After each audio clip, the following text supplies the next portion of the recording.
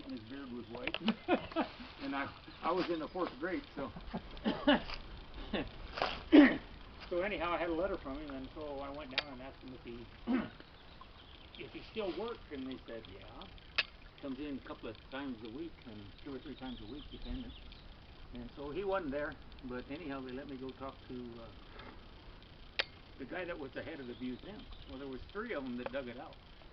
Well, he was one that dug it out, and he was now the head of the museum. So I talked to him, and we couldn't see it, and then we went down there another time, and they were having some kind of a function or something, and couldn't see it. And so when we were going to trial for my son-in-law down there, Christy and I went down. We spent 3 or 4 days down there, and so I said, let's go. Let's go tomorrow morning. We don't have to be in court till 2 o'clock. So I get over there, and she went to the restroom, and so I walked up to the desk. I said, I'll go get the tickets. And there's this young college kid. I'm sure you're working there. So I said, you know what? My family donated a mastodon 50 years ago, and I've never seen it. I'd like to know if I could see it. And he said, yeah, I think so. He said, go down this hall, go down the stairs, and talk to that guy down there. So Christy come up and said, come on, I think we're going to be able to see this thing. So we get down there, and I call up and get a hold of a lady, and I tell her that, my dad, that we donated a mastodon 50 years ago, and we'd like to see it. And she looked and she said, well, I can't find anything. I said, well, I know it's here. She said, well, let me get you somebody else. So she got me this fella, and I said, before we go any further, let me spell my last name for you. And then he said, give me about 10, 15 minutes. He said, just go to any phone in any office there and have them dial this 4-digit number for you. And he said, so I didn't. Called him back, and he said, well, the only thing we have is a Leonisa. And I said, that's my dad. So anyhow, they sent a paleontologist down to get us, and we're walking up, and we're talking about this thing, and I said something about a mastodon. He said, it's not a mastodon. I said, what do you mean it's not a mastodon? For 50 years I thought this thing, that's what they told us. He said, it's not. He said, it's a Rhynchotherium. I looked at him, I said, what the hell is that? He said, it's pre-mastodon. He said it was shorter, heavier, and he said it's the only one that's ever been found in the United States.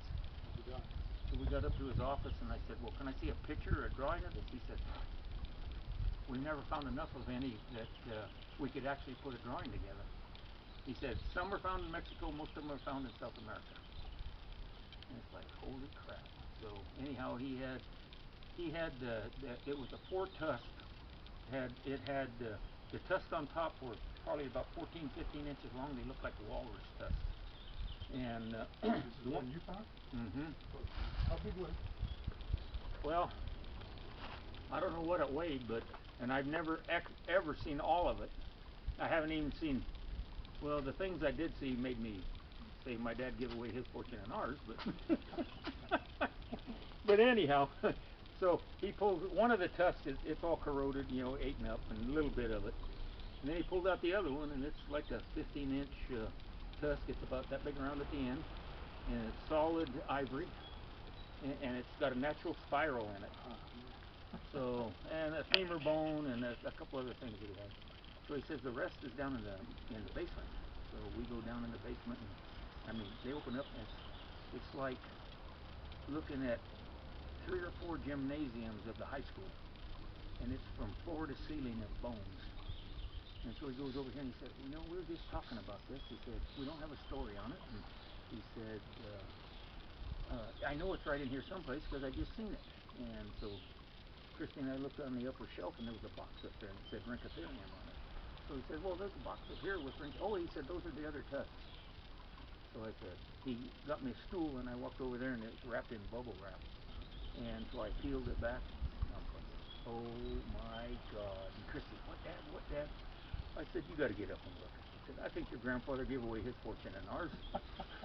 Well, the 2 lower tusks are probably 4.5 foot long, and they're probably about that big around, and they're solid ivory with this real pretty spiral around each and every one.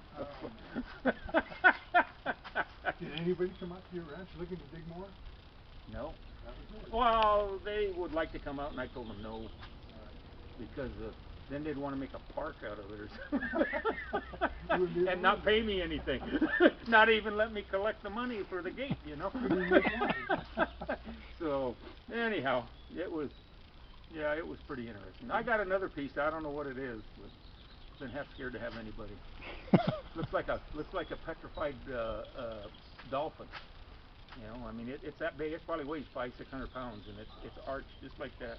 Small, it goes into a tail. But, I mean, it could be a rib bone or whatever. But Is this in that climb canyon? oh, no, not really in the canyon. Yeah, it's a totally different spot, and it got washed out during one wet year. So I mean, where do you take it to have somebody evaluate it and not worry about, you know? But is there more? Yeah. One day I was out there and I just looked and I walked over to this place and I looked and I found a petrified sand doll of the whole thing about that big around, laying on top of the ground. Yeah. I'm worse than kids because every time after a rain I always go out there and look around because it's But you find the pismo clams. And, yeah. There's a ledge. I mean it goes up quite a ways. Probably from that tree probably over to that place. It's huge. And then hard telling. I found some other ones down the canyon further. I don't know. I tried to hook onto it with the loader, with the 450 loader, and just took the ass into the tractor. So hard telling what's in that canyon. I was ripping down some overburden quarries when I worked at the JM. I was on night shift. They had halogen lights on me, but between the lights was quite a distance. So I'm back and forth. And I had D9. And when I got into this thing, it stopped the tractor. When I backed out of it, pulled the rippers up, went off the side, got my flashlight, and looked. I could see petrified bones. I just got away from it, went on, did my job, and I called my boss. Or when he came in the morning, I told him. Went and looked at it. He said, "Oh yeah, we better get somebody to take a look at it." And people came in from Smithsonian or wherever, and they removed it. Yeah. And they said it was a large whale. A whale, yeah. Well, see, there's one out in Clam Canyon that my dad told me about. And we went out there one Christmas. We took the loader. We all got together, and a bunch of us have Christmas. And we went out there, and I moved dirt, and so never found anything. It's one or two canyons. He couldn't remember exactly which one it was. He found it. Well, he said he dug with a shovel and never could get to the end of it. And that's soft sand, so it's easy digging. So we went back, and then everybody left and said, "Well, we'll have to do this again." And Linda and I are sitting there, and it's like, you know what? That was 90 years ago. When he found it. So how much has it washed and changed those two canyons? Yeah. How much dirt is on top of that 90 years ago? Sort of like here, I mean, yeah. Look at the change. This was just a narrow creek. Yeah, unbelievable. But yeah, your grandkids would love that. That would be all kinds of good excitement for them.